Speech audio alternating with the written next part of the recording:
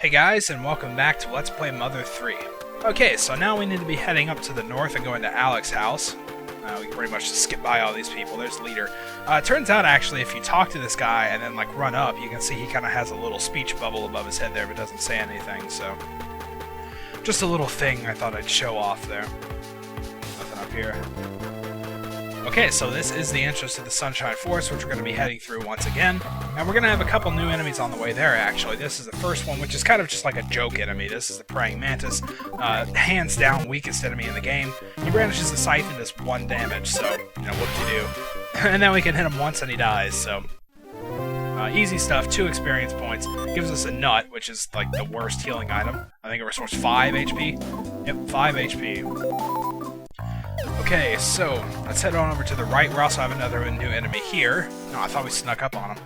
This is the Greedy Mouse, and this guy's music is kind of hard to combo too. His background's also really trippy.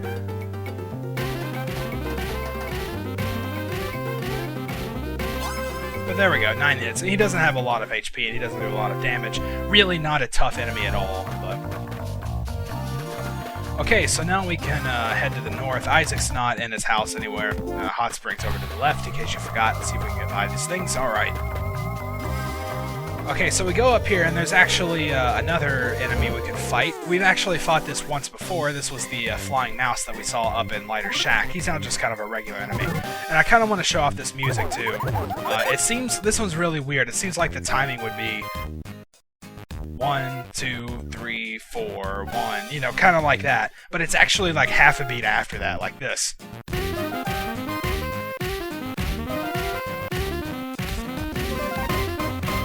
But then it resolves itself here at that part, so...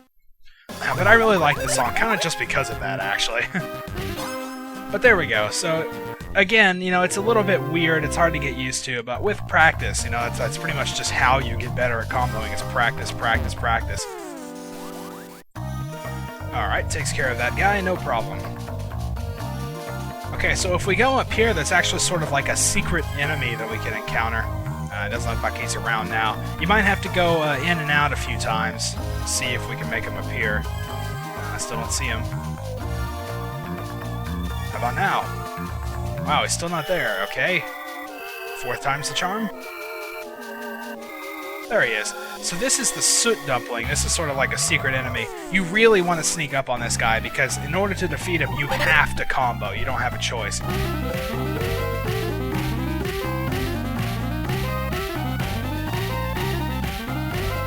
And I think that's why they give him the easy music, because as you can see, we only do 1 damage per attack.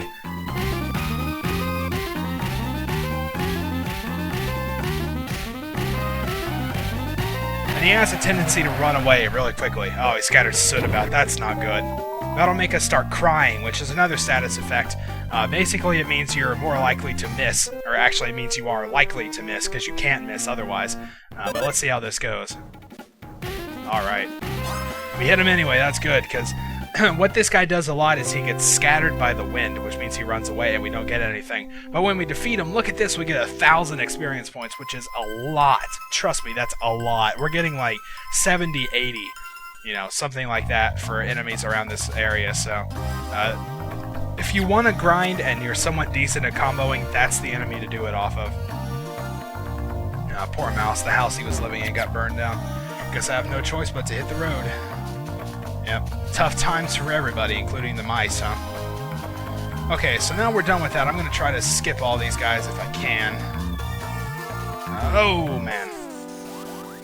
Nice, we actually took out that Flying Mouse with one 12-hit combo. So, that's how much that one enemy just powered us up. So that's pretty good stuff. Alright, so now we need to be heading to the north. We've actually been through here before. Okay, no real problems there. And let's just keep going this way. I want to try to avoid all these guys. Oh, man. Okay, so let's move on. Already got that present out there. So this is sort of the branching paths. If we go to the left, we go to that cliff that we had to climb with Duster, and this is where the tree was blocking the way. And we now have some new enemies here. These guys are Spud Bugs, which are pretty cool. They're really annoying, though, because they'll heal each other. So swing is the only way to go here, really. So we use swing to kind of hit everybody. they'll oftentimes use Life Up Alpha, but they can only use it a few times before they actually run out of PP to use it with. And only one of them got healed, so we'll be taking out 2 of them with this attack. So there we go. Now there's only 1 guy left, who doesn't have a whole lot of HP, so it shouldn't be too hard. There we go. Yeah, our HP's getting a little bit low, though. It might actually be beneficial to use something here. So let's go with, let's just... There we go, that'll work. 30 HP is pretty decent. I could heal up a little bit more, but whatever, I'm lazy. Okay, and then we have yet another new enemy. This is an agitated boar, who's pretty powerful, actually. This guy can do quite a bit of damage. As you can see, 31. Yeah, that's nothing to scoff at.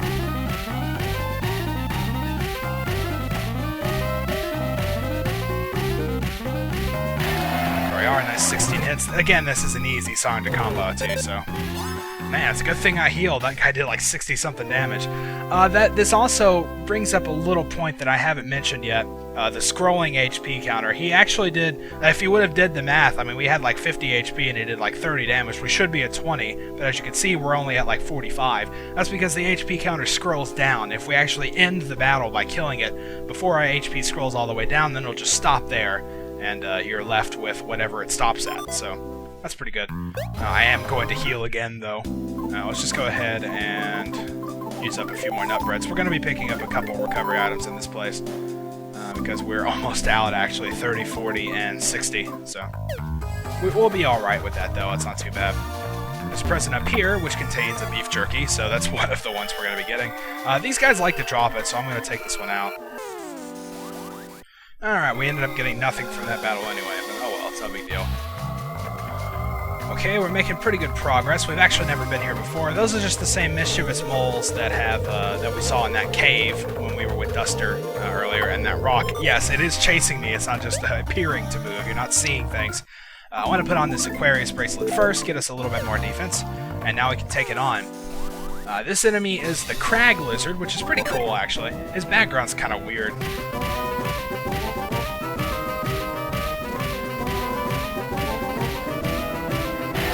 It's like really pixelated or something. I don't know, it's hard to explain, but...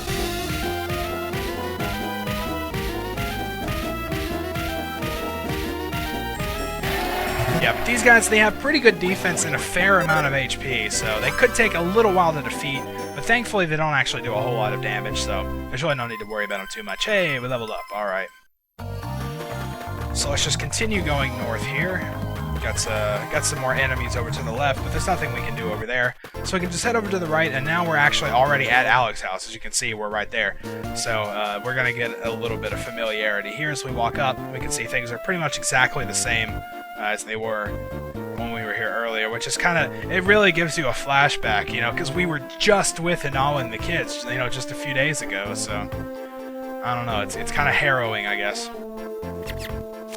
Not wasting food is a commendable thing, but that does make things a little harder for me. Yep, sure does. Alright, so let's go talk to Alec here.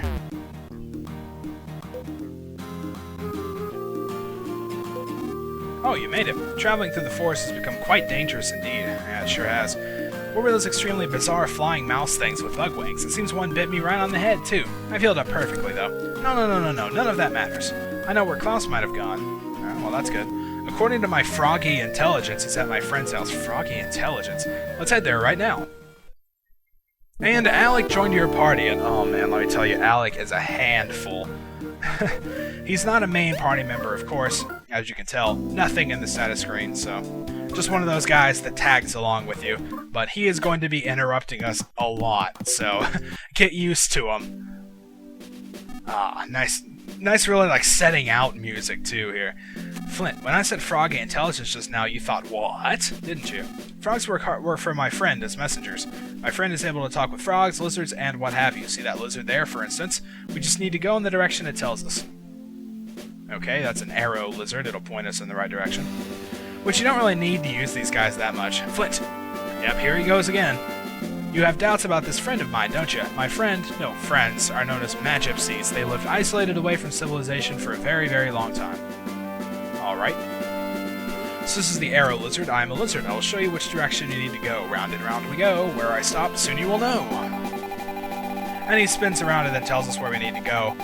Really, not that necessary if you already know where to go. It's honestly not that hard to find, so... So we just head on down and go back this way. See, a lot of them are already pointing in the right direction, too. Flint. I see you're not walking as fast now. I'm still dashing, aren't I? Seems the word mad gypsies has made you curious. The mad gypsies have mysterious powers and have been protecting something here for a very long time. They're neither human nor beast, neither man nor woman. I have absolutely no idea how old they are. That explanation didn't explain much, did it? Basically, they're strange. All of them. Every one of them. That's just how they are, though. They're good-natured, though. Okay. Well, that's good to know, I guess. And yeah, they are strange. Trust me, you haven't seen anything yet. But anyway, it appears as though we're about to run out of time, so we're going to stop by and see Alec's friends in the next part, and hopefully find Klaus. So until then, thank you guys for watching, and I'll see you next time.